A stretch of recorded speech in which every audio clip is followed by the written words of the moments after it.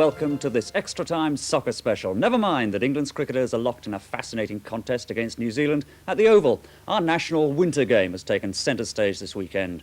The opening Saturday of the Football League season is special enough, with all 92 clubs hoping that this will be their year. But the fixtures computer came up with a first day pairing that we thought deserved special attention. Newcastle United against last season's double winners Liverpool. 33,306 fans packed St James's, hoping to see United repeat their winning performance against Liverpool of exactly 12 months ago. But contrast that with the 3,500 Middlesbrough fans who had to travel to Hartlepool to see their team play a home match. Well, more on that bizarre story later in the programme, plus a roundup of the rest of the North East football news. And I'm delighted to welcome former Newcastle, now Era manager Jack Charlton as our studio guest. Big Jack's been working hard for us this weekend. He was also Roger Thames's co-commentator yesterday at St James's Park, where the spotlight was very much on two outstanding individuals. Newcastle stride out to tackle the new season, but nearly every United fan will immediately search out the stocky figure of a young lad from Wallsend who spent his summer becoming an international star. Peter Beardsley returned from the World Cup with his England status firmly established. Now he faces an extra responsibility as a public entertainer, with Beardsley one of the few genuinely exciting strikers still committed to playing in this country. By contrast, Ian Rush today starts out a farewell tour of the Football League. Arguably Europe's #1 striker, Rush has already agreed to join Juventus for £3.2 million, but he won't leave for Italy till the end of the season. Rush faces a Newcastle defence at full strength, with Jeff Clarke surviving a late injury scare to take his place in the middle of the defence. No new signings for Willie McFall, but Alan Davies is given a chance to prove his future with his first game for 8 months. For Liverpool, Mike Hooper makes his league debut in goal, with Bruce Grobbelaar's great run of 318 consecutive games forced out through the pelvic and groin strains that saw him substituted during last week's Charity Shield.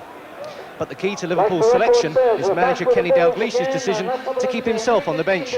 So Craig Johnston will partner Rush in attack, with McMahon and McDonald both in midfield. But Gary Gillespie is preferred to Jim Baglin at the back, and the only other change from the team that started against Everton at Wembley. A league debut in a Liverpool shirt too for the former Sunderland skipper Barry Venison.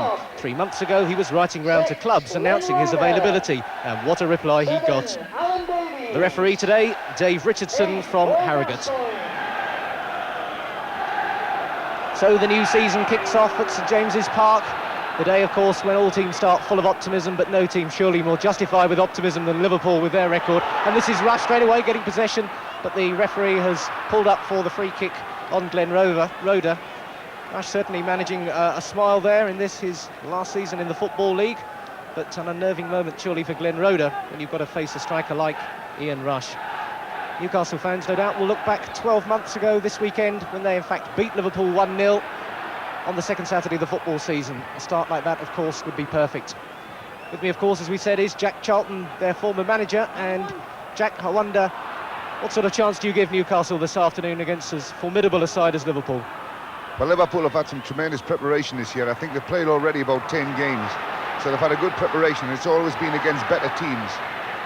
But Newcastle are always well capable of getting a result at home. In fact, I've tipped them on a pools line I do it this week for a draw. So will Jack get his money? Craig Johnston now with the throw-in. Liverpool taking the first initiative. Venison. And Johnston forced deep, but Newcastle piling in with those tackles. Craig Johnston, the former Middlesbrough player, scored the goal that put Liverpool ahead in the cup final.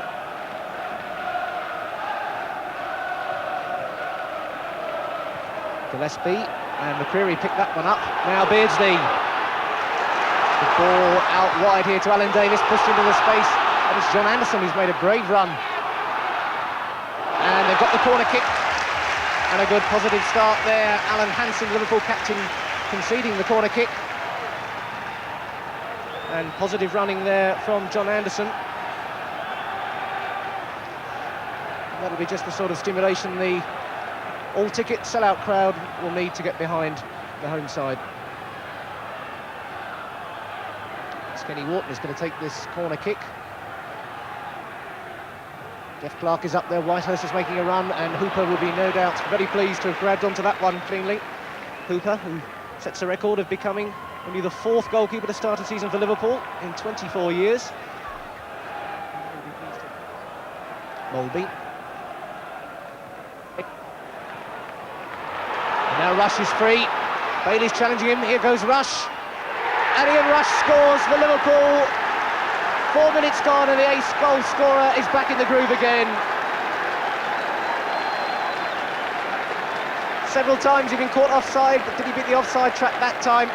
Away was Rush. And great finishing here from the striker, Jack Charlton.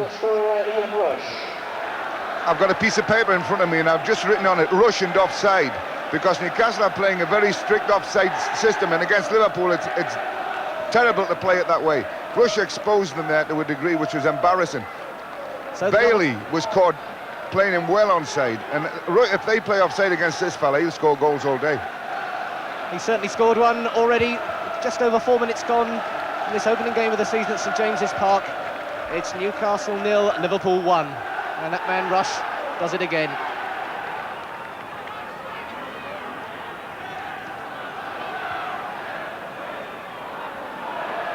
Gascoigne hasn't had much of the ball so far. Anderson looking again for the big figure of Whitehurst. Got ahead to it. Beardsley. First chance for Peter Beardsley to have a sight of goal. And Jack Charlton, Peter Beardsley's going to be such a player to look forward to this season.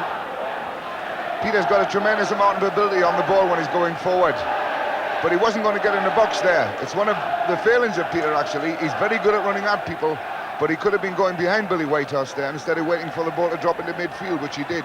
The shot wasn't very good. Peter can do better than that. Offside that time, Johnston. All knocked through by Kevin McDonald. And again, Jack Charlton's point perhaps about the defence pushing out very quickly, although that time it was successful.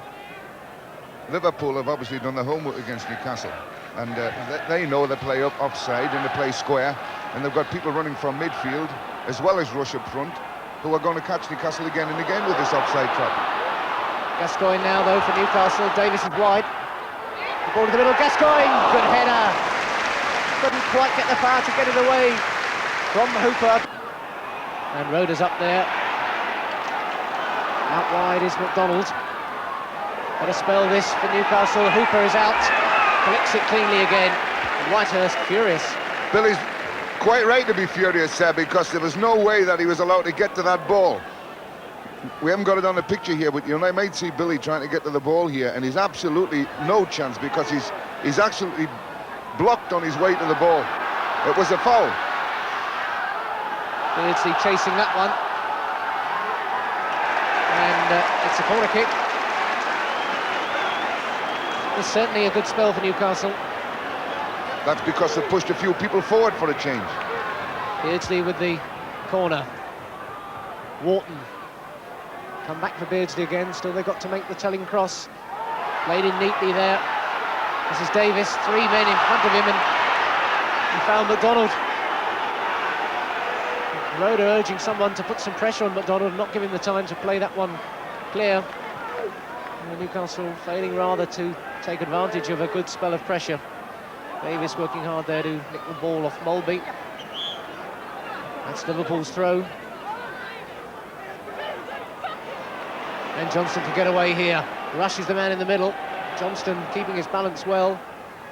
Donald let it go, but it's only Davies who could pick it up, and a little bit of space starting to become available here. But Newcastle have delayed. The man out spare one on the left is Beardsley, and McDonald has found him with a good crossfield pass. Now will Beardsley run at the defenders? He's got 2 to beat. He's gone through, and a kick is given, but that was outside the area, says the referee. But Beardsley took on the 2 defenders there and went to dart through the middle of them. The referee's going to book one of the players here, and I don't see how he can. Peter does tremendously well, and at the last second goes in between them. Purely accidental foul. He was unlucky that it wasn't a penalty. Ronnie Whelan, the man booked for the trip. Now, can Newcastle make something of this opportunity? Beardsley and Davies over the ball, but the referee, Dave Hutchinson, wants the ball back, the statutory 10 yards.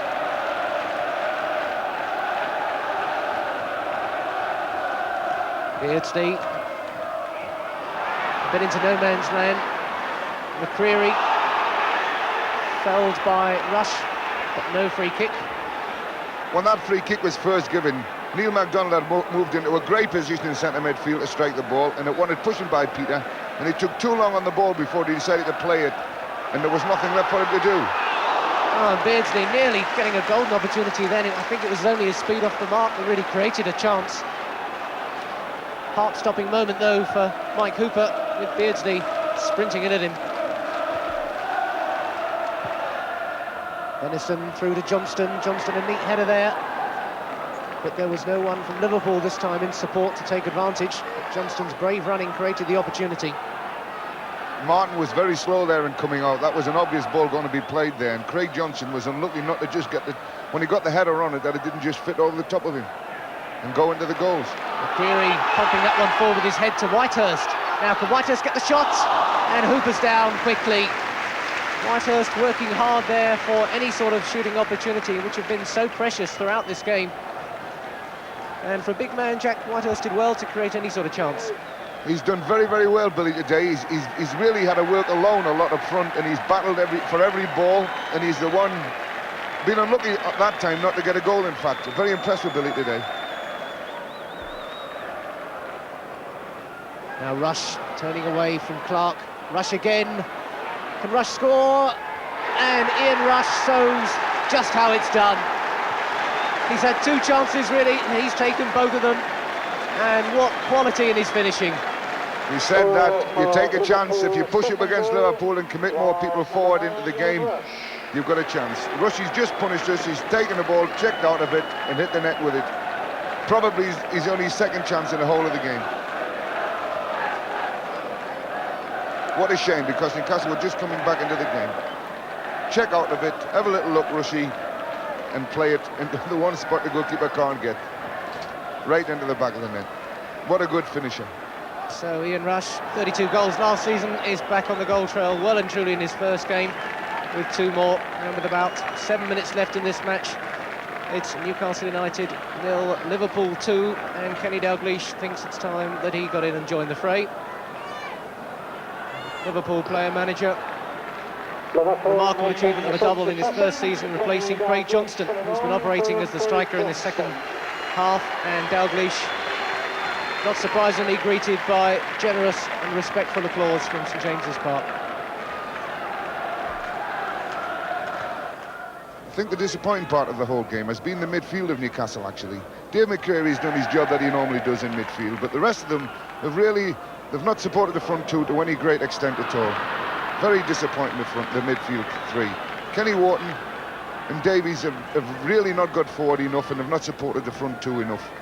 And they've not made any runs when the ball's coming in from the other side, which they've always been encouraged to do. There goes the final whistle. It's Newcastle United 0, Liverpool 2, and news of Ian Rush's